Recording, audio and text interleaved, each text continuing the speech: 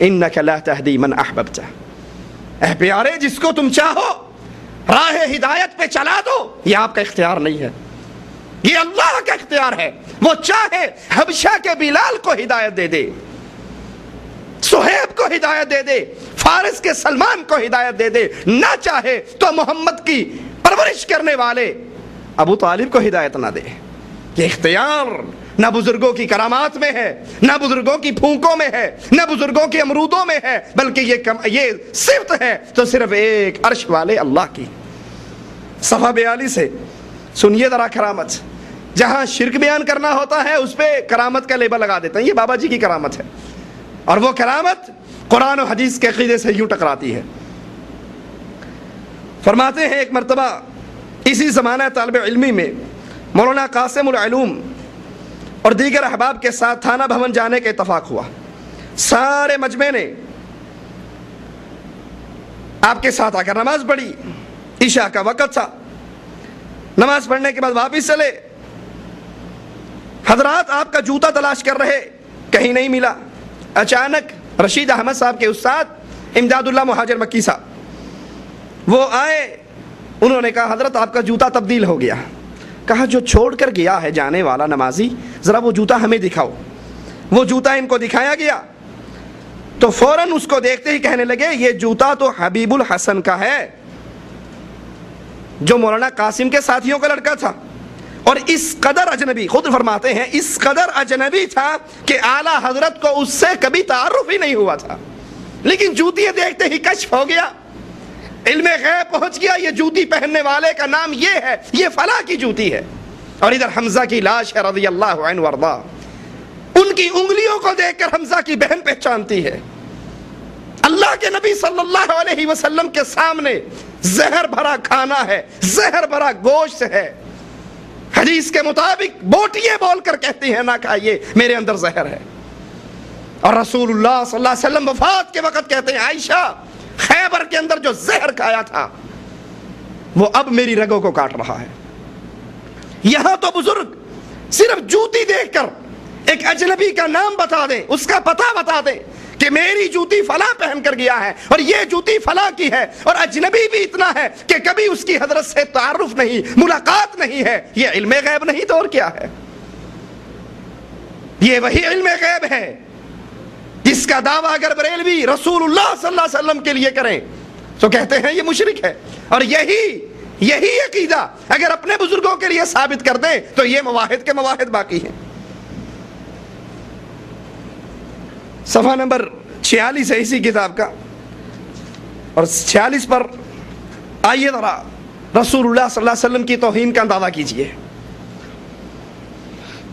اس کتاب کے اندر جتنے واقعات ملیں گے یا تو اللہ کی صفات پر ڈاکہ ہوگا، اللہ کی صفتوں کو اپنے بزرگوں میں بانٹیں گے، یا اللہ کی توہین ہوگی یا رسول اللہ کی توہین ہوگی، اور نام محبت کا، نام پیار کا، نام ادب کا، نام بزرگی کا۔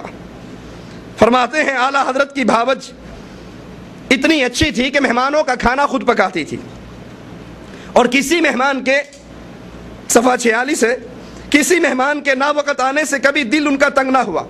ایک دن اعلیٰ حضرت نے خواب دیکھا کہ آپ کی بھاوج مہمانوں کا کھانا پکا رہی اور رسول اللہ صلی اللہ علیہ وسلم تشریف لائے، اور آپ کی بھاوج سے کہا اٹھ، تو اس قابل نہیں کہ امداد اللہ کے مہمانوں کا کھانا پکائے، اس کے مہمانوں کا کھانا تو میں پکاؤں گا۔ اب اللہ کے رسول صلی اللہ علیہ وسلم اس عورت سے، اس نامحرم سے کلام کر رہے بقول ان کے، وہ رسول جس کے پاس ایک عورت ایمان لانے کے لیے آئی، پردے کے پیچھے سے اپنے ہاتھ کو آگے بڑھایا۔ عائشہ فرماتی ہیں رضی اللہ تعالی عنہا کہ میں نے اللہ کے نبی صلی اللہ علیہ وسلم کی نظر آپ کی انگلی، اس عورت کی انگلی کی پوریوں پہ پڑی، آنکھوں کو بند کر لیتے ہیں، چہرے کو پھیر لیتے ہیں، کہتے ہیں عائشہ اس سے کہو اپنے ہاتھ کو پیچھے کر لے، محمد صلی اللہ علیہ وسلم نامحرم عورت کی طرف نظریں نہیں اٹھایا کرتا۔ اور یہاں ان صوفیوں کا، ان مولویوں کا کھانا پکانے کے لیے خود رسول اللہ صلی اللہ علیہ وسلم باورچی خانے کے اندر اس عورت کے پاس پہنچ چکے ہیں۔ کیا یہ اللہ کے رسول کی توہین نہیں؟ کیا یہ اللہ کے رسول صلی اللہ علیہ وسلم کی اہانت نہیں؟ وہ رسول جو اپنی صحابیات پر نظر نہ ڈالے، وہ رسول جو بیعت کرنے کے لیے آنے والی کی انگلیوں کی पोरियों को देखने पर आंखें बंद करके चेहरे को फेर ले। उस रसूल सल्लल्लाहु अलैहि वसल्लम के बारे में उम्मत को ये अकीदे बताए जाएं कि हमारे जो मौलवी साहब हैं उनका खाना आकर रसूलुल्लाह पकाया करते थे। इन्ना लिल्लाहि व इन्ना इलैहि राजिऊन। सफ़ा 48 पे फरमाते हैं अल-किस्सा, हजरत मौलाना मंजूरी शर्त के बाद बैत हुए और आला हजरत ने आपको 12 तस्बीहात तलकीन फरमाई। शब के वक़्त आला हजरत ने वो चारपाई जिस पर आप सोया करते थे अपने पलंग के साथ बिछा ली, आराम फरमाया। आखिर शब में जब आला हजरत हस्बे मामूल उठे, मौलाना की भी आँख खुल गई। चूँकि बैत के वक़्त शर्त हो चुकी थी, इसलिए आला हजरत ने कुछ ना फरमाया कि उठो या बतलाई हुई तस्बीह करो, लेकिन वो प्यारा दिल, कुदसी नफ्स, शेख को पिघला देने और काम करा लेने वाला वो फैज़ान पहले ही अपना असर दिखा चुका था। ये लेटे हुए हजरत ने जाकर अपना जिक्र शुरू कर दिया और ये अपने फैज़ान से, अपने दिल की ताकत से, दिल के तसर्रुफ से ऐसा उस पर जोर डाला कि मुरीद अपने आप उठकर पीर के पीछे खड़े होकर इसने वजीफा शुरू कर दिया। ये दिल का तसर्रुफ है जिस पर वो सुना है आपने, निगाहे मर्दे मोमिन से बदल जाती हैं तकदीरें। तो हम कहते हैं अगर निगाहे मर्दे मोमिन से बदल जाती हैं तकदीरें तो मुजाहिद मैदान में क्यों लेकर जाता है शमशीरें। सिर्फ एक निगाह डाले, आंखें मारे और काम कर ले। खुद रसूलुल्लाह सल्लल्लाहु अलैहि वसल्लम ओहद के मैदान के अंदर 2 सिरहा पहन कर गए।